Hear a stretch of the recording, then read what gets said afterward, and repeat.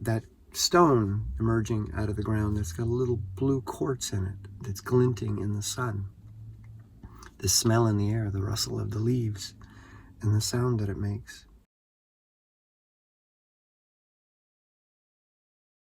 It is a rather noisy Monday morning as I sit here and edit. They're working on the street outside the window. Hopefully they will be paving it so that I can roller ski right to the bike path, which is 200 meters away, but it's been all torn up gravel. Anyway, I'm gonna edit for a bit longer and then I'm gonna head home to tackle the door project. I'm putting a door on the north side of the pantry so that we can access the front and backyard and the larger of the two gardens, which will not be possible once I start the foundation project on the south side of the house. So that's going to block access to much of the property. So I'm going to put a door in so that we can get places first. But it's an old farmhouse built in 1790. I think the part that I'm working on was probably built in the early 1800s. And nothing is level. Everything has settled and is at odd angles. It's built right on the ground. There's no cellar underneath it or foundation. There's just like rocks and a little bit of concrete that they probably added in the 50s, it looks like. So I'm going to be ripping apart the wall and exposing the structure underneath, and I'm going to have to construct a door frame, which again is not easy when there are no 2x4 studs and nothing is straight. So we'll see what happens when I tear it apart, but that's what the rest of the day is going to look like, and hopefully it's a 1 or 2 day project, and then I can move on to the next thing.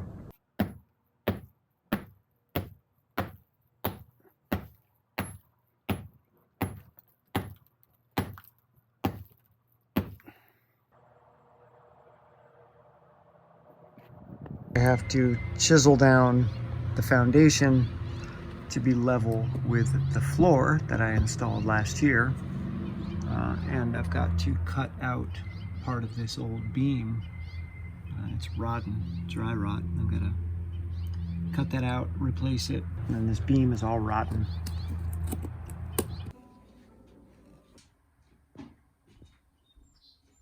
Old farmhouse projects are always more complicated than you imagine. That beam was rotten all the way down. So I'm gonna carve it out. I chipped away at the concrete to make it a little bit lower than the floorboards there so that the sill will tilt outwards and drain water. But yeah, I gotta replace all of this wood. I just got a call that Wolfie was attacked by a big male cat that wandered onto the farm, and she's limping pretty badly, so I'm gonna head home, check her out, and maybe bring her to the vet. Wolf. Sweet little wolf.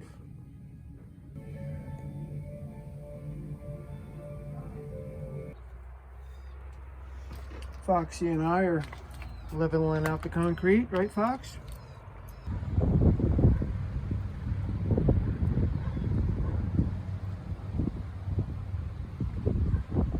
Been dragging today, so I took a midday nap after hammering concrete at the house, and now I'm gonna do a roller ski from Covered Bridge to Covered Bridge, the paper mill bridge over to the Silk Road Bridge, and some really great roads out here that aren't very well trafficked, so good roller skiing and hilly. Spending a little time in my education bubble listening to Distress Prescription, and she's talking about the power of natural environments. Number one, to reduce stress, but number two, to produce awe, an experience that the researcher Dacher Keltner has studied for most of his career. And I read most of his research on the effects of awe on a human body, human mind, human identity.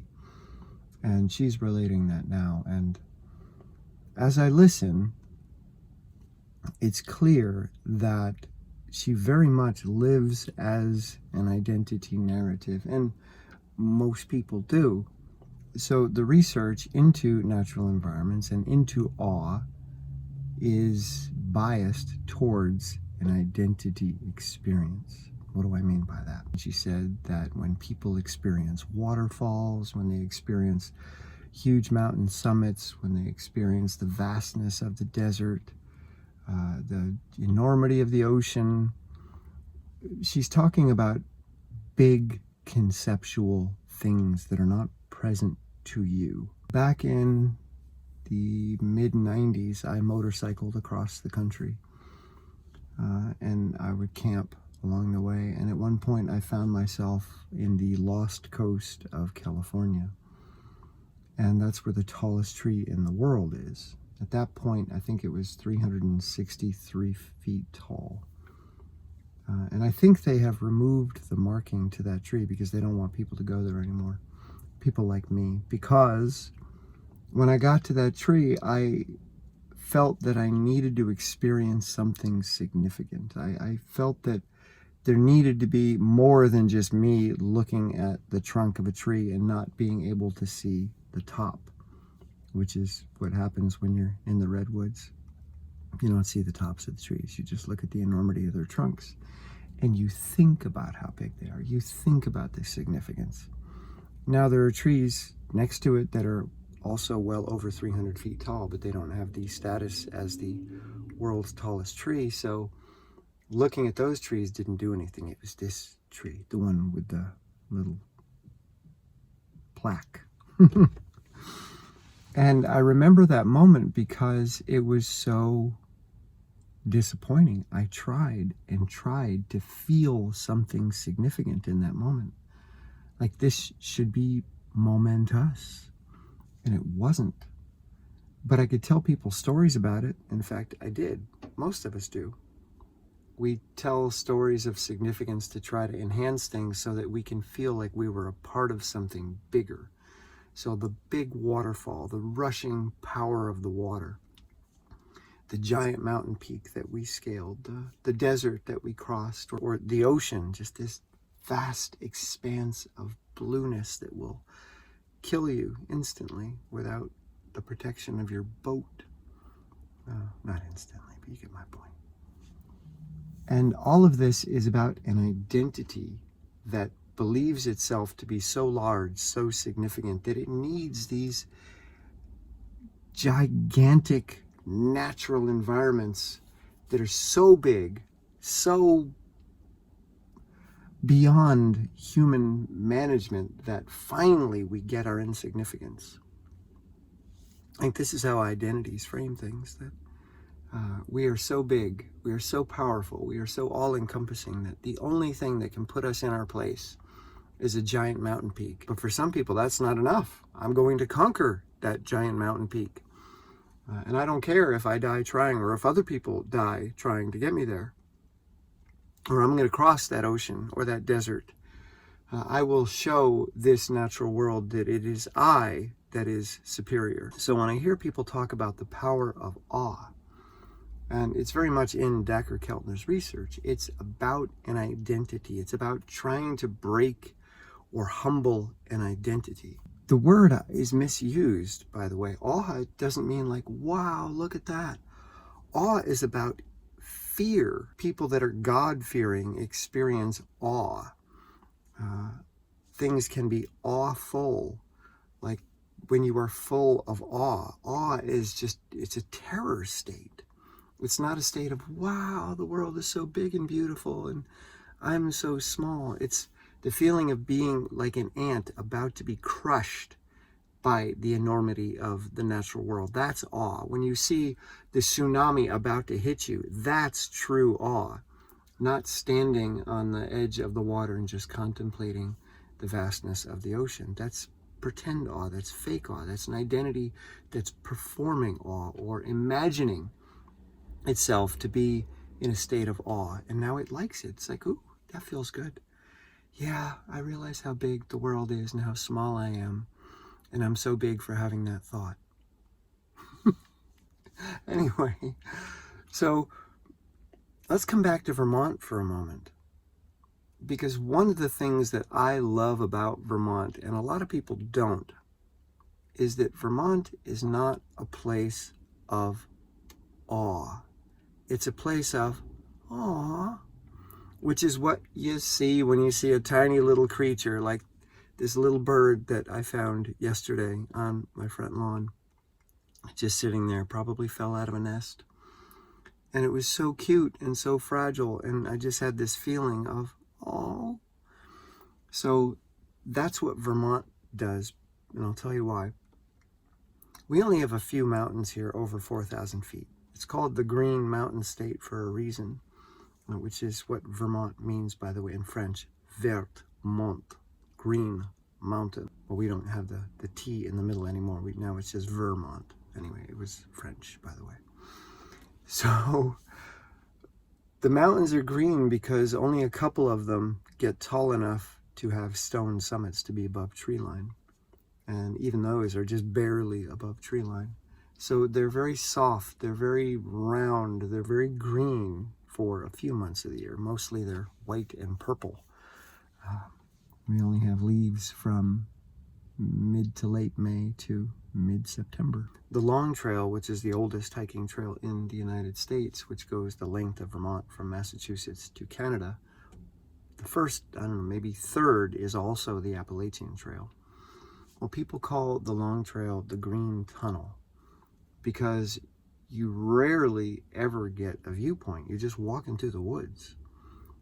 And a few times over the course of the 273 miles, you will actually get a viewpoint. It's like, wow, I can see things.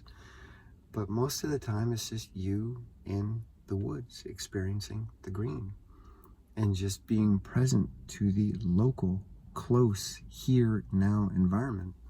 And to me, the power of nature, which she is missing in this book and most people miss, it's not about these grand landscapes. It's about the power of the right here, the right now, that little twig, the shape on that leaf, the mushroom, that stone emerging out of the ground that's got a little blue quartz in it that's glinting in the sun, the smell in the air, the rustle of the leaves, and the sound that it makes. It's not about awe. It's not about an identity that's contemplating its significance. That's the opposite of what it means to be healed in nature. When you're healed in nature, you're present. You stop thinking about your identity. You don't matter anymore. And it's not the thought that you don't matter because you're suddenly present to the enormity of things. It's just that you don't matter because that leaf right there is really cool, or that piece of wood that's got the cyanobacteria in it and it's bright teal blue. It's like, wow, that's cool. That matters. You stop mattering. The moment I go into the woods, I stop mattering, release my identity, and suddenly the world around me starts to have significance. So I shrink because I'm suddenly present to the world that I'm in, the little bubble, just like this car. Vermont is like a little bubble that makes you go, oh, look at that, rather than, wow, that's huge. Anyway, I'm going to go upstairs into my little bubble, do some coaching, do some writing, and maybe some elliptical, which I call the popsicle, by the way. I was about to say that. I'm going to do some popsicle.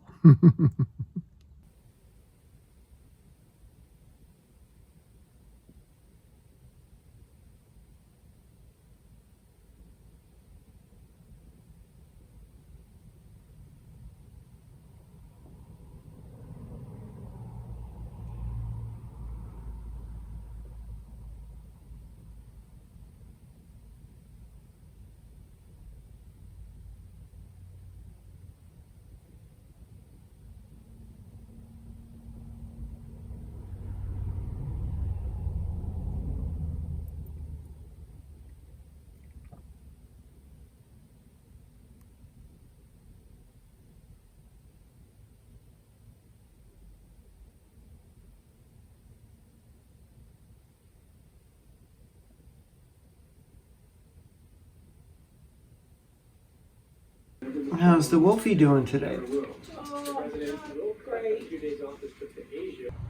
The more I dig and uncover, the more I see that the foundational support beam is rotten all the way through. It's like a giant canyon of rot going all the way through. So this used to be beam all the way down, and I've carved out, and there's more to carve, so I'm gonna have to do some serious foundation work here. Today I'm going to try some Marcus Hellner technique. Marcus is a 3-time gold medalist in the Olympics. I think he may have retired last year. He's Swedish.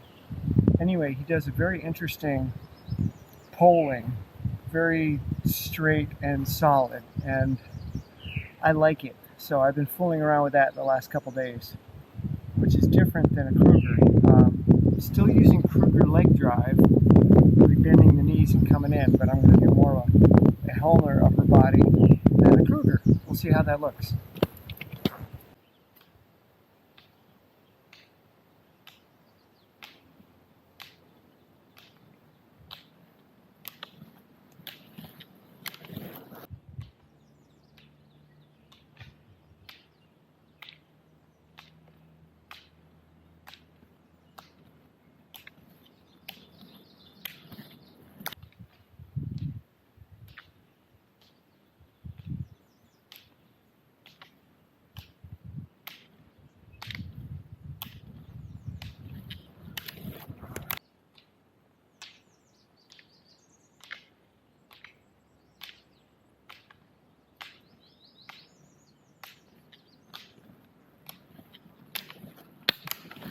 That last one felt the best. This is about a 12% grade, so pretty steep. And last year I could not V2 up this hill. So it's a breakthrough to be able to V2 at all, but to be able to do so with consistent power, thanks to the leg drive and arms that are kind of more core activated than following through. Huge, huge difference. So very excited for things to come. So the opening that I'm turning into a door is an old loading dock of sorts when this was a farm. So I had to chisel out this concrete because it was way too high. And as I was chiseling out the concrete, I noticed one of the support beams was rotten. The very beam itself that's holding up the floor is rotten all the way through. This was all beam all the way down here. That's probably a foot of rotten beam that I carved out all the way through. So this beam is hundreds of years old. So I've been chipping away and found that finally there was a little bit of good beam in there. But yeah, and over here it was even worse. So this was all beam resting on top of these old stones. But I've basically just carved it right out. So what I have to do now is seal all of this with a sealant to protect it from moisture. So everything gets sealed up, and then I've got to put in some new concrete and pressurized wood so I can attach the sill for the doorway on top of the pressurized wood. And then I've got to reinforce these support beams and put new siding on. This is the old barn siding. And as I'm working here, I'm chipping off paint too. I realize, well, I have to paint the house here. So as I'm taking little breaks from the chiseling and dremeling, I'm chipping off paint, and you can see the old barn red underneath. But the project is getting bigger and bigger as I go. My parents are focused on the original goal, which is put in door. But that was never really my goal. My goal was to see what happens when I move towards putting in a door. Because this is not new construction. You can't design it the way you would a new house. You draw it on paper and then you build it. This is an old house. And houses that are this old are not built the way modern houses are. You never know what you're going to encounter. And that's part of the fun of working on an old house. It's a discovery process. And that's the way life is. Life is a lot more like working on an old house that already exists than it is building a new house. But Most people, when they create plans, they imagine building things from scratch, creating something out of nothing. But more often than not, if not always, you're working inside of something that already exists. Nobody creates in a vacuum. So more likely you're working with something like this house, and your goal should be to discover what happens when you take a step towards something. I'm going to take a step towards putting in a door, and as I go, I will be present to what shows up, and that'll be okay. The goal is not to complete the door as quickly as possible. I've been working on this for a week now, and my parents wanted the door in 2 days. That was the original goal. But as I was working on the sill here, I'm like, hey, no, something's wrong. So I started investigating, and I'm glad I did, because this would have collapsed at some point. So if you can let go of the goal and just allow yourself to move in a direction and work with whatever you find, the process is quite enjoyable. I'm not in a rush, and finishing the door is not my goal. Each step along the way and discovering what shows up in that step, that is always the goal. All right, back to work. My family just finished up Saturday game night, and we heard a scream, and my mom passed out and collapsed. So the ambulance just left, and she is now headed to the hospital. So we're gonna head up to the hospital. Yeah, scary. She's 84. Here we are at the end of another week. It's been something. My mom is really struggling. She got out of the hospital at like 4 a.m, and I've been helping to take care of her most of the day today. She's having a rough time. So that's it's part of life. What's interesting to me is how I find that when I'm in a challenged state, I lean more towards physical activity, and it helps. It grounds me. It keeps me functional. It keeps me in a space that's empowered.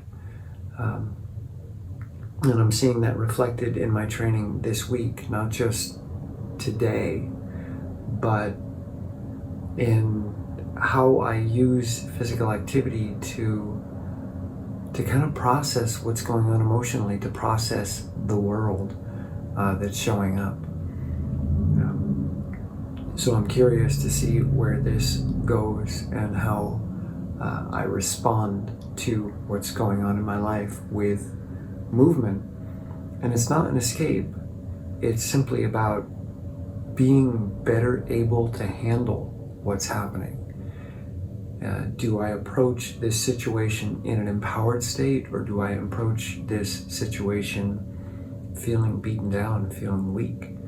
Like when I go for a roller ski, it charges me up, it fills me with an energy, it fills me with a sense of empowerment. And it's not that I'm happy, it's not that I'm excited, it's that I just feel better able to handle the world and my life and the moment when I'm physically active or after physical activity. So here we are in this moment now, and I'm choosing to be empowered so that I can do what needs to be done. So I hope that you're finding ways to empower yourself regardless of what it is that's showing up in your moment. Okay, I'll see you in the next one.